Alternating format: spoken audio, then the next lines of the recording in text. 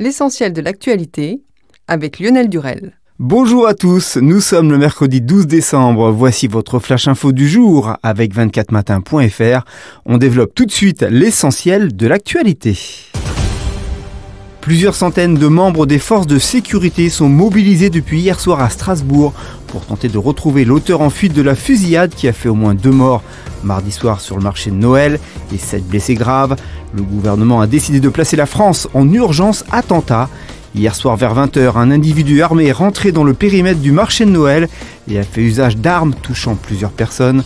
L'auteur présumé des faits, Shérif C, 29 ans, était fiché S. Il est actuellement toujours en fuite.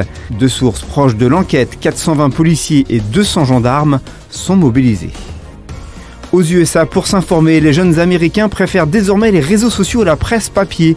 En cette période de chasse aux fake news, ce chiffre a de quoi poser question sur la nécessité de fiabiliser l'information sur Internet, à plus forte raison sur les réseaux sociaux. Aux États-Unis, les citoyens seraient en effet plus nombreux à chercher l'information sur les réseaux sociaux que ceux qui le font grâce à la presse papier. Parmi les réseaux les plus populaires, Facebook 43%, YouTube 21% et Twitter 12% se taille la part du lion. Fait étonnant, la majorité des personnes qui se servent des réseaux sociaux pour s'informer, 57%, sait qu'elle y retrouvera fatalement de fausses informations. Aussi, ces internautes aiment diversifier leurs sources d'informations. L'homme d'affaires Marc Ladret de La Charrière a été condamné hier à Paris à 8 mois de prison avec sursis et 375 000 € d'amende pour abus de biens sociaux, pour avoir accordé un emploi de complaisance à la femme de François Fillon, Pénélope, dans une revue qu'il possède. Pénélope Fillon, soupçonnée d'y avoir bénéficié d'un emploi de complaisance, n'avait publié sur cette période que 2 notes de lecture, assurant par ailleurs avoir assumé un rôle de conseiller auprès de monsieur de La Charrière. Le patron a reconnu avoir rémunéré de manière excessive Pénélope Fillon en 2012, puis pour des prestations fictives en 2013, pour un total de 135 000 € environ. À Bordeaux, un adolescent de 18 ans au casier judiciaire vierge et qui avait participé au pillage d'un Apple Store a été condamné à 4 mois de prison ferme. Le jeune homme, Sadio K, qui avait volé une tablette iPad, a expliqué aux Parisiens « Je n'aurais pas dû suivre le mouvement. C'est la dernière fois », a-t-il expliqué au juge.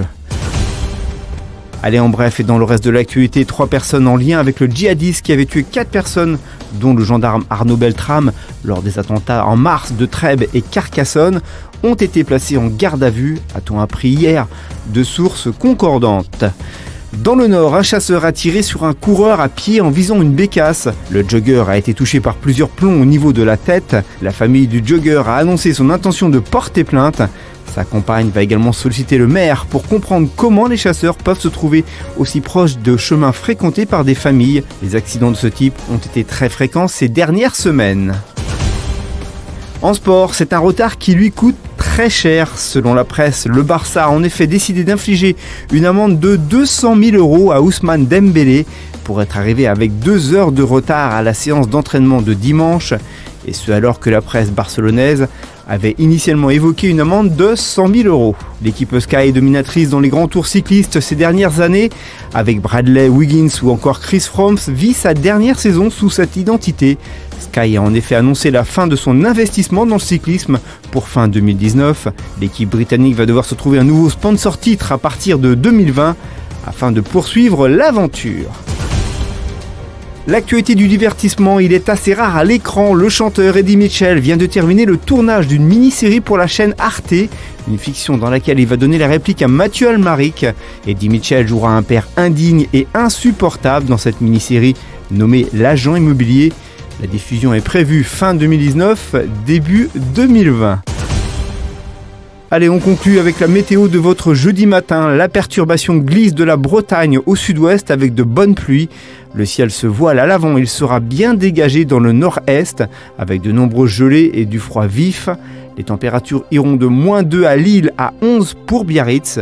Il fera 0 à Paris et -1 degré à Strasbourg. Merci à tous d'avoir suivi notre journal. Pour rester informé, on continue en direction du site 24matin.fr ou via nos applications iOS et Android. Bon après-midi à tous et à jeudi 13h.